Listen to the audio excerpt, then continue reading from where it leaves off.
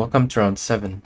So the previous day I'd come from my games against the top 3 seeds with a score of 1.5 out of 3, which was actually quite decent. And this was the third day of competition. So coming into it, I wasn't in the lead. I think I was like third, but I still had realistic chances of winning the tournament, particularly because I played the toughest opponents on the previous day, and I was playing I think 2 of the bottom 3 seeds on this last day. So I still had some chances, and this was the first game of the day. I was playing on the black side against Mr. Prince Akpa. Coming to the tournament was the bottom seed, but again a very dangerous opponent. He started 1e4, I played 1e5, knight f3, knight c6, bishop c4, I played knight f6 like I prepared. The beginning went similar to my game against Mr. Akpa. So knight c3, I responded bishop c5, went d3, I went a6, bishop e3, also offering up the exchange on e3 like Mr. Akpa did. This time I decided not to take immediately. I played d6. I was actually willing to play the structure if he were to decide to take with these pawns on c5 and e5. The c pawns are doubled, but they are not weak by any stretch of the word, and then they also really help you control this pawn on d4. But then he didn't go for it. He played h3. But now after playing h3, it made a lot more sense for me to take on e3, and the reason is that if you take on e3 here, his structure is still quite solid. There are no real weaknesses. The only weakness is that pawn there on e3, but it's not easy to get to it. I mean, you try like knight g5, and then the queen will protect, and there's no one else that can get to that pawn. But after playing h3, you create a weakness here on g3, and so now it makes more sense for me to take, because afterwards there's this hole on g3, and that's actually why I took the bishop this time. That you can sometimes play for. I mean, the knight can look to drop in some middle games. It's just a weak square that you can take advantage of. So now it makes a lot more sense for me to take on e3, and so I did.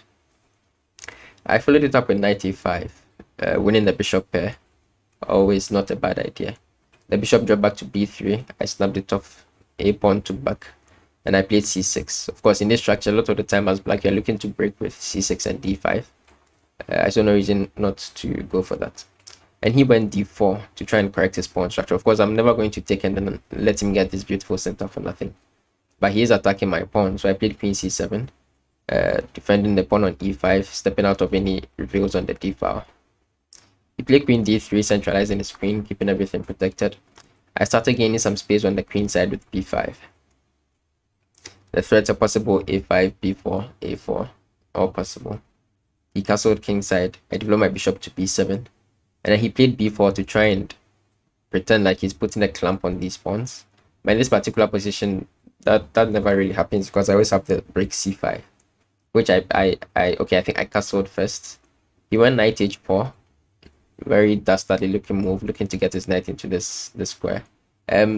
This particular sequence made me regret putting my bishop on b7. I would now much rather preferred to leave my bishop on this diagonal, maybe put the bishop here on e6, so that whenever this threat happened, I would have the option of just snapping off that knight. But anyways, I had already done that, so I had to break with c5 here on the queen side. I was still doing quite well here. I think I'd already completely equalized.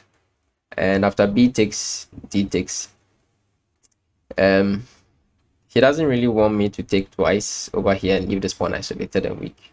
And he doesn't really want to take and leave these pawns doubled. So he decided to push d5, where he pretends that he has a passed pawn. But that wasn't really so great, and I was inching to be better here after b4. The problem is you're in a bit of trouble. You move the knight away anywhere and you immediately have issues. So like knight a4, for example, I respond with c5. The queen has very few squares, and whenever he goes back, that pawn drops on e4. And this pawn on d5 is also going to drop at some point. So yeah, there was trouble brewing in the position already. And after b4, it was difficult to find a move, because wherever he retreats the knight to, that sequence with c5 happens, and then that pawn on e4 drops. So his position was on the verge of collapsing here. He had to find something, and he really found something. He played rook f6. I'll give the move an exclam. The objective evaluation is that, the computer, of course, laughs at it like it laughs at all sacrifices. but it's really an excellent practical decision. In retrospect, I probably shouldn't have left my king with just one defender here, but it immediately switches attention of from the queen side over to the king side. And although I can defend it and still come out ahead in material, the nature of the game completely changes, and he really benefited from that. So I took back with the g pawn. A decision I would come to regret. The computer points out the best move is for me to go c4, hit the queen. The queen drops back somewhere, and then this move, queen d8, completely ignoring the fact that he just took a piece. I mean, you also have a piece and piece here on c3, and the idea is that you are skewering the rook to the knight, and so whenever the rook moves back, you're just going to take the knight back, and then this guy is still on priest, so that you don't ruin your king structure, and you can still play against this weak pawn on e4 after the knight is forced to move. So yeah, I mean, that's kind of tough to see. And the point is that the rook cannot go to f4 because of this pawn to protect the knight, so he really has to choose between one of these two pieces at this point. And if he doesn't do anything, you rather take here with the queen, and if once the queens get exchanged, the doubled pawns don't mean all that much. So yeah, I don't think it's not something it would be impossible to see, but there were other things that looked good. I mean, including just taking.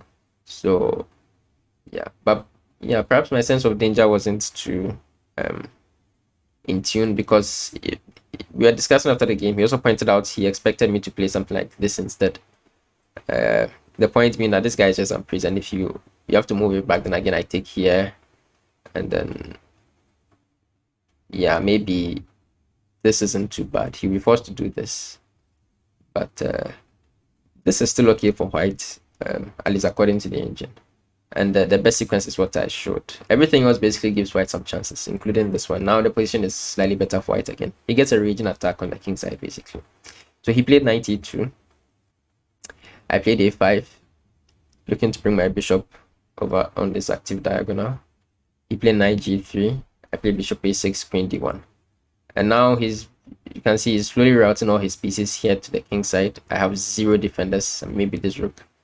So you have to try and also get back my pieces to defend. Before I did, I started with the move f5. I'll show you the point of the move f5 very soon.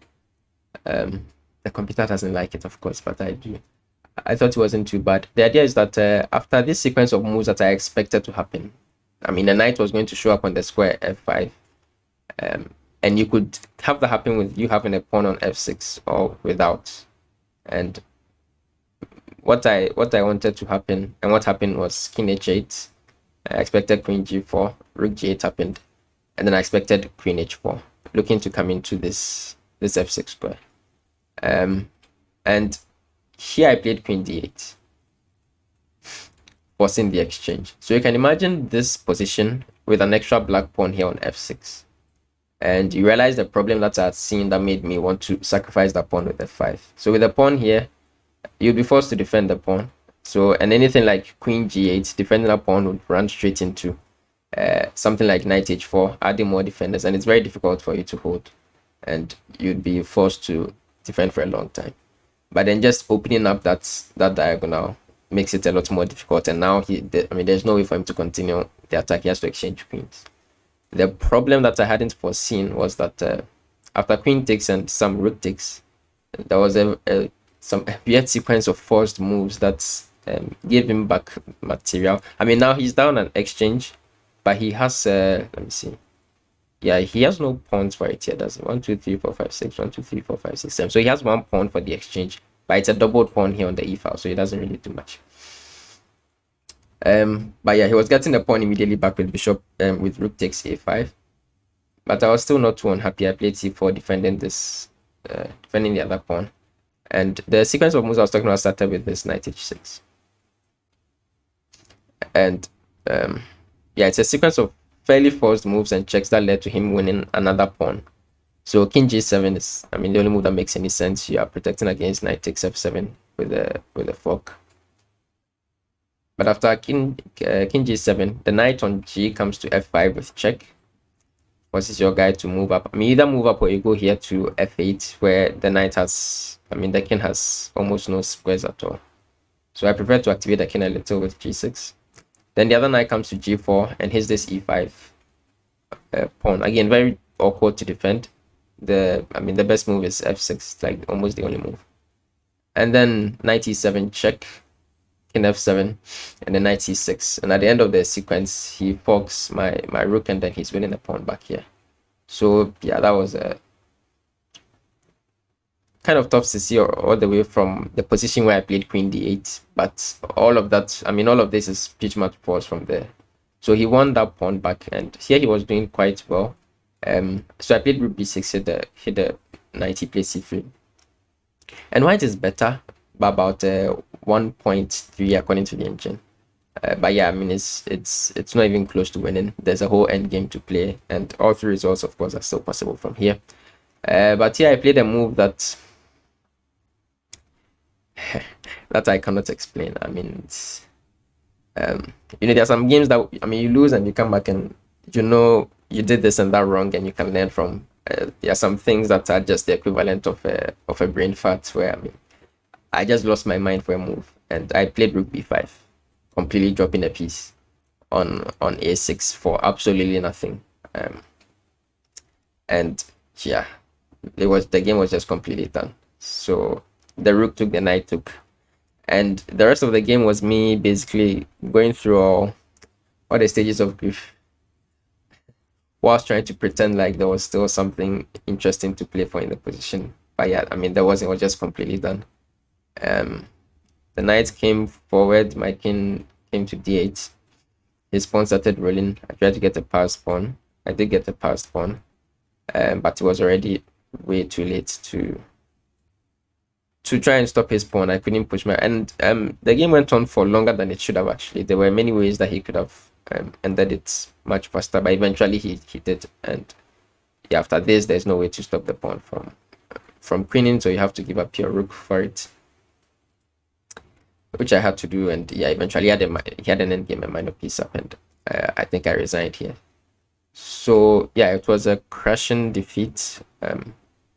Basically ended any hopes that I still had of winning the tournament.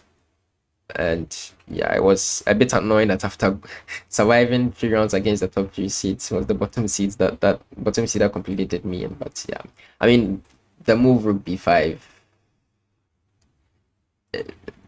it's not a move of someone that deserves to win the championship, to be fair. So yeah, I still blunder like this every now and then. I think with time it's supposed to go out of your game, but yeah, for now you have to contend with moves like this. So it was a bit annoying that the nature of the loss. Yeah, I mean, I don't mind losing a good game, but losing some of these games can be a bit annoying. But yeah, so I mean, at least the good thing was that I could play the last 2 rounds without any pressure of winning the tournament, because it was just almost mathematically impossible then. So yeah, I look forward to presenting those last 2 rounds. I'll try and forget this game as quickly as possible, as indeed I hope you do as well. So yeah, that was the end of the 7th round. Thank you very much for tuning in once again. Leave a comment, drop a like, subscribe if you haven't, and I hope to see you in the next round.